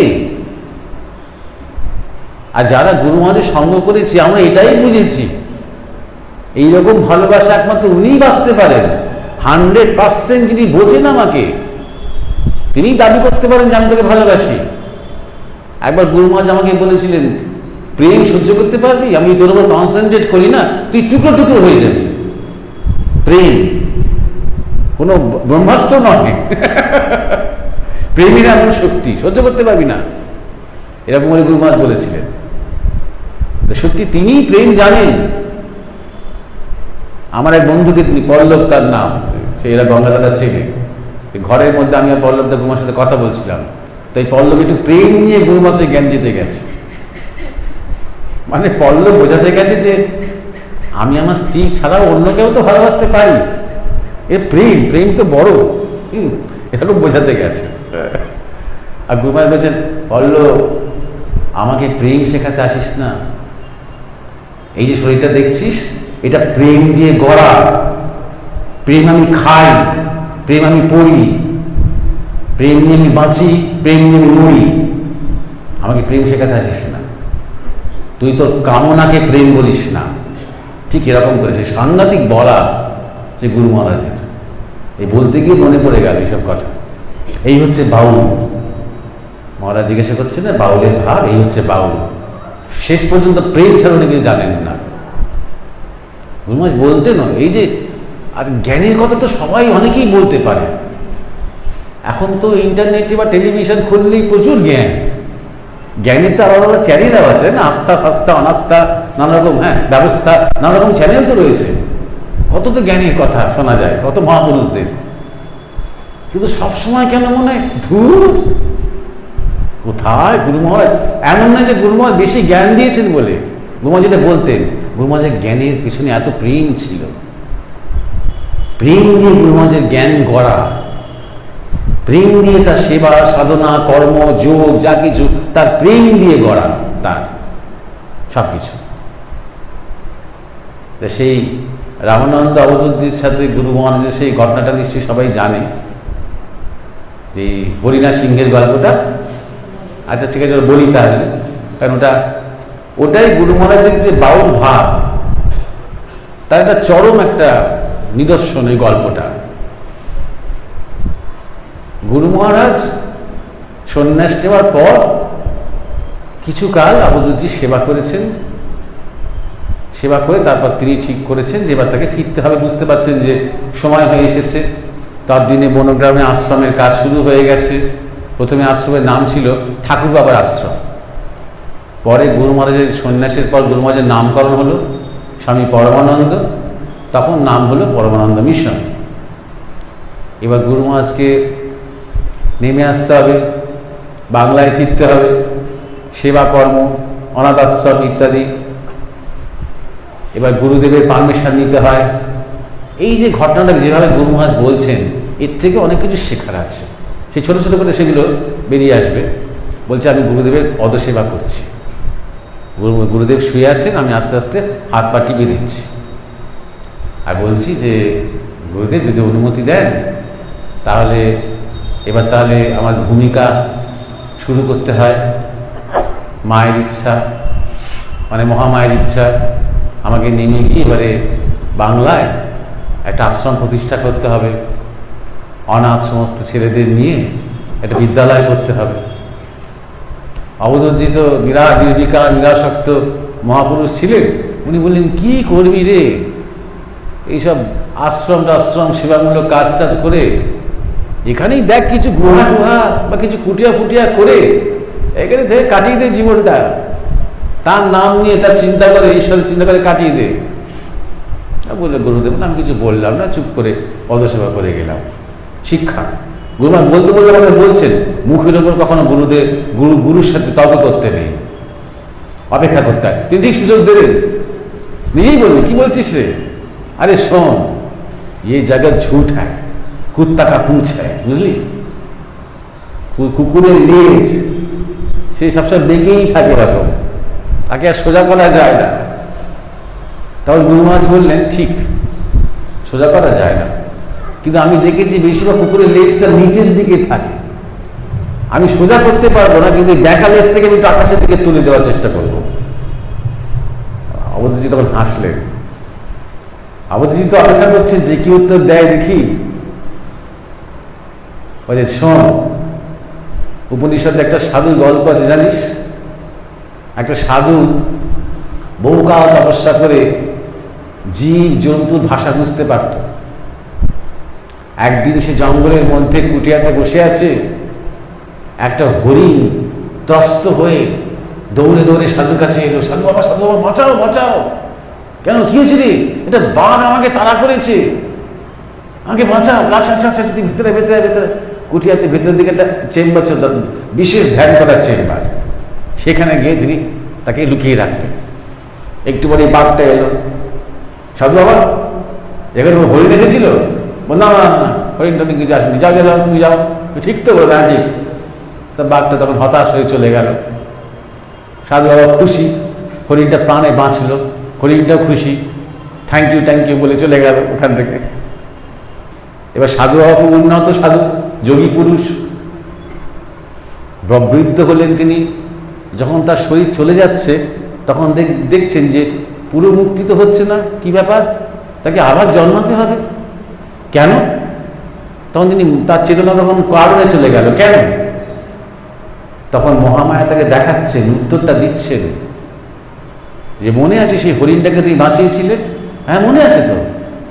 বাঘের কিন্তু মৃত্যু হয়েছিল। বাঘ কিন্তু রোজ রোজ শিকার ধরতে বেরোয় না, যখন প্রচণ্ড ক্ষুধা পায় তখনই ও শিকার ধরতে বেরোয়। আর সেই দিন আর ক্ষুধা পেল না, ওর খাদ্যটা পেল না, ওটাই ওর প্রারব্ধবশত সেই দিন এই হরিণটাই ওর খাদ্য ছিল। আর একদিনে পুরোটা খায় না বাঘ, কিছুটা খেয়ে নিয়ে রেখে দেয়, 2-3 দিন ধরে খায়, আবার কয়েকদিন পরে আবার খিদে পায় যখন আবার শিকার ধরতে বেরোয়। ওই যে পারলো না, ও এত ক্লান্ত হয়ে পড়লো, ও আর বেরোতেই পারলো না। 4-5 দিনের মধ্যে ওর মৃত্যু হলো। তুমি ওর মৃত্যুর কারণ হলে। ও আচ্ছা আচ্ছা আচ্ছা, তাহলে তো বিরাট ভুল হয়ে গেছে। ইয়েস, আবার জন্মাতে হলো, আবার তপস্যা করতে হলো, আবার সেই একই সিন রিপিট হচ্ছে। আবার হরিণটা চলে এসেছে। সাধু বাবা, সাধু বাবা, বাঁচাও বাঁচাও। কেন, কি হলো? একটা বাঘ আমাকে তাড়া করেছে। নির্বিকার থাকলেন, অন্যদিকে মুখ ফিরিয়ে থাকলেন। হরিণ নিজেই তখন ঢুকে ওই চেম্বারটা খুঁজে নিয়ে সেখানে ঢুকে পড়ল। এবার বাঘটা এলো যে, সাধু বাবা কেন, হরিণ এসেছিল? বলে হ্যাঁ হ্যাঁ, ভেতরে চেম্বারটাতে আছে, যাও যাও যাও ধরো। বাঘ তখন গিয়ে সেই হরিণটাকে নিয়ে টানতে টানতে টানতে বেরিয়ে গেল। সাধুটাকে থ্যাংক ইউ বলে গেল, গুড, চলে গেল। আবার তার মৃত্যু হচ্ছে, আবার দেখছেন আবার জন্মাতে হবে তাকে। কি ব্যাপার রে বাবা, কি এবার কি ভুল করেছি? তুমি একটা সাধু, তোমার কাছে একজন আশ্রিত, তুমি তোমার চোখের সামনে একজন এসে তাকে হত্যা করলো, তাকে মেরে দিল, তুমি এটা হতে দিলে? এটা অধর্ম হলো না? তুমি তো বাঘটাকে পথ দেখিয়ে দিলে, রীতিমতো রাস্তা দেখিয়ে দিলে। তুমি সম্পূর্ণ নির্বিকার কোথায় হলে? হ্যাঁ ঠিকই তো, কারেক্ট, ঠিক, তাহলে ভুল হয়ে গেছে। থার্ড টাইম যখন আবার রিপিট হচ্ছে, সাধু বাবা, সাধু বাবা, আমাকে বাঁচাও বাঁচাও, নির্বিকার। সে নিজেই চলে গেল। বাঘ এলো, সাধু বাবা কোনো হরিণকে দেখেছেন? এখানে পাড়াতে পাড়াতে এসেছে, লুকিয়েছে, নির্বিকার। বাঘটার কি মনে হলো, নিজেই একটুখানি খুঁজে খুঁজে খুঁজে নিজেই বার করলো, নিজে টেনে বেরিয়ে চলে গেল, সাধু নির্বিকার হয়ে গেলেন। যেই বাঘ হরিণটাকে নিয়ে চলে গেল, সাধুর চোখের সামনে থেকে যে অজ্ঞানতার যে জগৎটা ছিল, যে পর্দাটা ছিল, সরে গেল। ওইটাই বাকি ছিল তার। এই শিক্ষাটা, লাস্ট শিক্ষাটা, পূর্ণ জ্ঞান হয়ে গেল। শরীরও গেল, অজ্ঞানতাও গেল, সব গেল, পূর্ণ মুক্ত হয়ে গেলেন তিনি। করে অবধূতজি বললেন, দেখলে হরিণটা ভালো করতে গিয়েও প্রারব্ধ, বাঘে ভালো করতে গিয়েও প্রারব্ধ। যখন ভালো করার চেষ্টাই বন্ধ করলো, তখনই একমাত্র তার মুক্তি হলো। তুমি এই জগতে কিছু কারো ভালো করতে গেলে আরেকজনের কোথাও না কোথাও ক্ষতি হবে, জানবে, এটা হবেই। আপনি ভাবছেন আমি প্রকৃতিকে খুব ভালোবাসি, এবার সেই প্রকৃতির উপরই একটা মাটির উপরে আপনি বাড়ি করছেন, কোনো দোষের তো কিছু নয়, কিন্তু এই বাড়িটা করতে গিয়ে, খোঁড়াখুঁড়ি করতে গিয়ে কত প্রাণী হত্যা হয়েছে আমরা কিন্তু কেউ জানতেও পারি না। মানুষ মরলে তখনই আমরা মানে হত্যা হত্যা বলে চেঁচামেচি করি, কত প্রাণী হত্যা করি আমরা নির্বিবাদে একটা বাড়ি করতে গিয়ে, আমরা জানিও না, মনে করি বেশ করি। কত গাছই আমরা চোখের সামনে মেরে ফেলি। এই রাস্তা তৈরি করছে, আমরা খুব খুশি, রাস্তা তৈরি হচ্ছে, 4 লেন 6 লেন হচ্ছে, কত পুরনো পুরনো 150 বছর 200 বছরের গাছ কিন্তু আমরা একদম মূল থেকে উপরে দিচ্ছি, কেটে ফেলছি। আগেকার দিনে গ্রামের মানুষ গাছকে পুজো করে গাছ কাটত, গাছে কাছে মানে ক্ষমা চেয়ে গাছ কাটত। সেটা তো আমার ডেভেলপমেন্ট, আমাদের উন্নয়ন ফিরেও তাকাচ্ছি না, তাই না? সুতরাং ভালো নিশ্চয়ই অনেক কিছু হয়, কিন্তু সেটা সম্পূর্ণ 100% ভালো, তাতে কোনো মন্দ নেই, এরকম হতে পারে না। এই শিক্ষাটা অবধূতজি বলছেন যে যারা বেদান্তের পথে আছে, জ্ঞানের পথে আছে, তারা হয়তো সমাজের উপকার করব, সমাজে ভালো করব, সমাজকে শিক্ষিত করব, অনাথদের মানুষ করব, তাদের মধ্যে আবার এসব সংকল্প কেন? সেইটা জড়িয়ে যান। তবে গুরু মহারাজ বললেন, আমি কোনো কথা বললাম না। আবার দেখুন, শিষ্যের প্রকৃত সৎ শিষ্য কি ভূমিকা সৎ গুরুর কাছে, বলে আমি শুধু পা টিপে যাচ্ছি। গুরুদেব তখন আবার হেসে বললেন, কি রে বেটা, আপনি জানেন এ ছেলে এখানেই আমার ছেলে নয়। কি রে বেটা, কিছু বললি না? কিছু ভুল বললাম? না না, আপনি ঠিক বলেছেন। এইটুকু উপনিষদের গল্প, এই গল্পটা শিক্ষামূলক। তবে আমার মতে সাধুটা 3বারই ভুল করেছিল। আমি বলে প্রথমবারই ভুলটা করতাম না। বলে প্রথম 2বার তো ভুল করেছিল, ঠিক মেনে নিচ্ছি আমি, তেরা বাত সেই হ্যাঁ, প্রথম 2বার ভুল করেছে, 3য় বার কি ভুল করলো রে? কেন তুই হলে কি করতিস? তখন গুরুমাজ বলছেন, আমার কাছে হরিণটা আসতো, সাধু বাঁচাও বাঁচাও, আর হ্যাঁ ঠিক আছে ঠিক আছে তুমি এসো করে আমি লুকিয়ে রাখতাম ওকে ছোট ঘরটার মধ্যে। তারপরে বাঘটা আসতো, বাঘটা এসে বলতো, সাধু বাবা একটা হরিণ পালিয়ে এসেছে। আমি তাকে বলতাম এসেছে, তাকে আমি আশ্রয় দিয়েছি, সে বেচারা ভয় পেয়ে গেছে, তবে আমি জানি যে তুমি ক্ষুধার্ত, আমি তোমাকে কিছুতেই ওই হরিণটার কাছে যেতে দিতে পারি না, সে আমার কাছে আশ্রিত, আমার শরীরটা আছে, তুমি শরীরটা গ্রহণ করো। এইটা যখন গুরু মহারাজ বললেন, তখন অবধূতজির চোখ দিয়ে তখন জল পড়তে আরম্ভ করল। তিনি তখন গুরু মহারাজকে আলিঙ্গন করলেন, আশীর্বাদ করলেন, আর বললেন, তোমার যেই চিন্তা, হয়তো অবচেতনে আমি এইটা শোনার জন্যই বোধহয় আমি এতক্ষণ ধরে এত কথা তোমার সাথে বলছিলাম। এটা বেদ উপনিষদেরও পারে, এটা হচ্ছে প্রেম। এবং তারপরে গুরু মহারাজ আমাদের বলছেন, এটাই বাউলের ভাব। এটা মহারাজ জিজ্ঞাসা করছেন, এটাই বাউলের ভাব। উনি শুধু নিজের বাউল ভাব বলতেন না, আমাদেরকেও বলতেন, তোরা সব বাউল হয়ে ওঠ। আমরা যখন কিছু করতাম, লিখতাম, বলতাম, উনি যখন কিছু আমাদের কোনো কাজে খুশি হতেন, বলতেন, এই তো বাউল ভাব, এই তো বাউল। সাধু হয়ে ওঠ, ব্রহ্মচারী হয়ে ওঠ, এর চেয়ে বেশি বলতেন বাউল হয়ে ওঠ। পোশাকে যাই হোক না কেন, ভেতরে বাউল। যে বাউল পাগল ভগবানের জন্য, যে বাউল প্রেমিক, যে বাউল স্বাধীন, যে কোনো ভাবে আটকে নেই। গুরু মহারাজ উদাহরণ দিচ্ছেন, কি সুন্দর, মানে এইটা এইসব সত্যি সত্যি গুরু মহারাজ যে এখনকার লোক নয়, আরো অনেক হাজার হাজার বছর পরে মানুষ তাকে বুঝতে পারবে। এইসব গল্প থেকে বলে ছোট ছোট উদাহরণ বুঝতে, দেখ রাস্তা দিয়ে একটা খুব সুন্দর মেয়ে যাচ্ছে, তুই ধর বাউল, সেই সুন্দর মেয়েটাকে দেখে তোর হয়তো মনে হলো একটু জড়িয়ে ধরি। তুই জানিস এটা কোনো অপরাধ নয়, যদি সেই মেয়েটার কোনো আপত্তি না থাকে, কিন্তু তুই দেখি চারপাশের লোকজন নিতে পারবে না, তাদের সংস্কার আছে। তুই তাদের সংস্কারটা সম্মান করে করলে সেই কাজটা করলি না, তাদের সংস্কারটাকে সম্মান। এইটা হচ্ছে বাউল ভাব।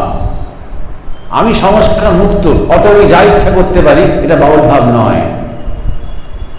একজন বাউল কিন্তু প্রকৃত বাউল, যারা আমাদের ভালো সাধক বাউল আমরা দেখেছি বীরভূমে, মুর্শিদাবাদে ভালো ভালো বাউল, তারা মন্দির টন্দির কিন্তু মানে না, তারা মন্দিরও মানে না, তারা মসজিদও মানে না, তারা গুরুদ্বারা মানে না, তারা চার্চ মানে না, তারা মনে করে দেহটাই মন্দির। কিন্তু যখনই ভক্তদের সাথে কোনো মন্দিরে যায়, ভক্তদের থেকে বেশি সেই মন্দিরে প্রণাম করে, কারণ জানে যে ভক্তদের মধ্যে সংস্কার আছে।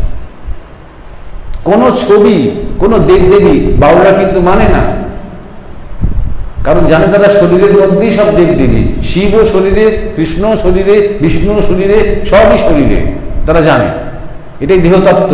সেই দেহতত্ত্ব গুরু মহারাজ আমাদের সবসময় শেখাতেন।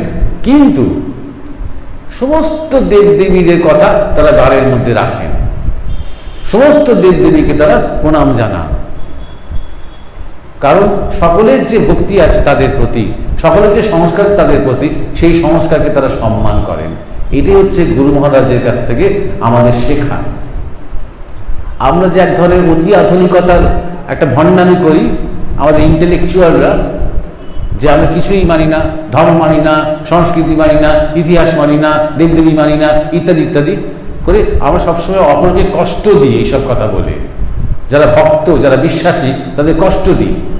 বাউল কিন্তু তা করবে না। বাউল নিজে মানে কি মানে না সেটা তার কাছে ব্যাপার, কিন্তু সেইটাই চড়াও হয়ে অন্যকে বলে অন্যকে কখনো সে কষ্ট দেবে না, বরং তার জায়গাটাকে সে সম্মান করবে। এটা একটা বাউলের একটা দারুণ ভাব, যেটা গুরু মহারাজের কাছ থেকে আমরা পেয়েছি। আরেকটা যেটা বাউলের ভাব, যেটা গুরু মহারাজের কাছে মেইন যে শিক্ষা, এই কথা বলেই শেষ করব। গুরু মহারাজ বারবার বলতেন, কোনো দমন নয়, কোনো পালিয়ে যাওয়া নয়, কোনো মুখ ফিরিয়ে দেওয়া নয়, জীবন বিমুখী নয়, বিমুখিকতা নয়। আমরা সবসময় ভাবি না ধর্ম বা আধ্যাত্মিকতা বা সাধনা জীবন মানে জীবন থেকে মুখ ফিরিয়ে নেওয়া, জীবন বিমুখী হওয়া, তা নয়। উনি বলতেন জীবনের মধ্যে প্রবেশ করো, যে জিনিসটাকে তুমি ভয় পাও তার মুখোমুখি হও, যে কাম তোমার মধ্যে রয়েছে তাকে রূপান্তর করো, তাকে চ্যানেলাইজ করো। তোমাদের যা কিছু ভাব রয়েছে, যা কিছু তোমার মধ্যে রয়েছে, এটাই তাকে রূপান্তর করে ঊর্ধ্বমুখী নিয়ে যাও, নিচু থেকে উপরের দিকে নিয়ে যাও, উজাংশতে বইয়ে দাও তোমার শক্তিকে। খারাপ বলে কিচ্ছু নেই, কাউকে বিনাশ করতে হবে না। কাম, ক্রোধ, লোভ, মদ, মোহ, মাৎসর্য কাউকে বিনাশ করতে হবে না। অহংকে কবে আমি শেষ করতে পারবো, অহং কবে জয় করতে পারবো, এই করতে গিয়ে বিশাল সারা জীবন ধস্তাধস্তি কুস্তি করতে করতেই কেটে যাবে। অহংটা একটা বিরাট শক্তি, তাকে কাজে লাগাও, সে অহংকে মুখ ঘুরিয়ে দাও। আমি পরমানন্দের সন্তান, এইভাবে আমি এত বড় লোক, আমার এত ডিগ্রি, আমার ছেলে তাই করেছে, এটা না করে আমি পরমানন্দের সন্তান, আমি রামকৃষ্ণের বেটা বেটি, এইভাবে মুখটা ঘুরিয়ে দাও, সবকিছু ঘুরিয়ে দাও, সবকিছুই ওয়েলকাম। যে কোনো শক্তি স্বাগত জানাও, শুধু মুখটা ঘুরিয়ে দাও ভগবানের দিকে। এটাই মূল শিক্ষা, যেটা ওনার বাউল ভাব, যেটা উনি আমাদের মধ্যে সঞ্চারিত করার চেষ্টা করেছেন। জয়দেব, আমি তো একবারে জীবনের প্রান্তে এসেছি, আমার বড় জানতে ইচ্ছা করে আজকের এই যে মিশন তুমি চালিয়ে যাচ্ছ, তা আমাদের ভারতীয় সমাজে কতটা রেসপন্স তুমি তাদের কাছ থেকে পাচ্ছ? আমি একটা কথা বলতে পারি যে কাজটা তো শুরু হয়েছে গুরু মহারাজ থেকে, সময় থেকে। আমরা আমাদের জেনারেশন, আমরা একটা জেনারেশন যারা গুরু মহারাজের কাছে এসেছি, সেখান থেকে একটা বিরাট হয়ে শুরু হয়েছে। তারপরে আমাকে এমন এমন জায়গায় যেতে হয়েছে, গ্রামের সামনে অনেকে বসে আছে, আমি ওদের মুখের দিকে তাকিয়ে আমার কি মনে হচ্ছে আমি জিজ্ঞাসা করছি, তো রামকৃষ্ণ ঠাকুরের নাম শুনেছ? বলছে না। হ্যাঁ, বিবেকানন্দের নাম শুনেছ? না। চৈতন্যের নাম শুনেছ? একটু ভেবে বলছি হ্যাঁ, চৈতন্যের নাম বলছে ওই কীর্তন, এছাড়া তারা জানে না। সেইখান থেকে জানি, এটা বলছি আজ থেকে 2 বছর আগের কথা, সেইখান থেকে জানিয়ে আজকে এটা বলতে পারি যে নতুন জেনারেশনের মধ্যে, অল্প বয়সী ছেলে মেয়েদের মধ্যে একটা খুব ভালো রকমের ইতিবাচক সাড়া আমি পাচ্ছি। জগন্নাথে অসংখ্য ধন্যবাদ। অনেক ঘটনা পুলিশ সঙ্গে আছে, তাই আমরা আগামী দিনও চাইব সেইভাবে হোক। একটা ঘটনা যেমন জয়দিদার সাথে ছোটবেলা বলছি, আমাদের যখন ব্রহ্মচর্য সংস্কার হয়, আমরা প্রায় জনের একটা টিম ছিল পুরোনো আশ্রমে, এবং গুরুজি সারাদিনের যা কিছু করেন সমস্ত কিছু করিয়ে যজ্ঞর ভিতর যে অনুষ্ঠান সমস্ত কিছু করে। ওইখানে আমাদের গায়ত্রী মন্ত্র জপ করার জন্য জয়দিন দেখে পাঠায় যে জয়দিন তুমি এদের গায়ত্রী মন্ত্রটা তুমি দেখে জপ করে এবারে মন্ত্রগ্রস্ত করাবে বলে আপনি সুন্দর ভাইজি মেয়েটাকে এসে এদের সঙ্গে জিজ্ঞাসা করেন। জয়দিন দিয়ে যথারীতি আমার সঙ্গে আমি এইরকম প্রবচন আরম্ভ করলো যে গায়ত্রী মন্ত্র সেখানে পুরো ভুলে গেছে। যখন গুরু মহারাজ রাত্রিতে ভাইজি বাড়ি থেকে এসে আমাদের সবাইকে জিজ্ঞাসা করছেন তাকে আগে মুখস্থ করতে, তখন সবাই ফিউজ ব্যাস এইবারে তো এমন অবস্থা হলো।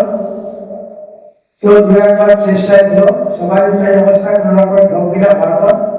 উনি খুব হতাশগ্রস্ত হয়ে বললেন যে আমার হয়েছে ছাগল দিয়ে জল মারানো কাজ। আজকে আমরা নিজেরাই অনুভব করি যে যেভাবে আমাদের যা জ্ঞান বুদ্ধি সমস্ত কিছু সেই মহাসমর্থ যদি আমাদেরকে তার একটু দিয়ে না করা আমাদের পক্ষে কোনো কাজ, তার পক্ষে জয়দেব বলুন, আমি বলি গঙ্গাবাই বলুন, আরো যারা সমস্ত এর পথে আমরা হাঁটছি সকলেই আমরা অনুভব করতে পারি যে সে কিভাবে আমাদের হাত ধরে তার কাজ এই যে ছাগল দিয়ে জন্মানোর কাজগুলো করিয়ে যাচ্ছে।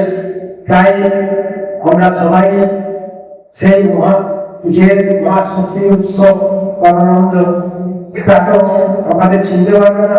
আমার পক্ষে কিছু কিছু এই ঘটনা ছাড়া আর কিছু স্মৃতি মন্থনের করা নেই।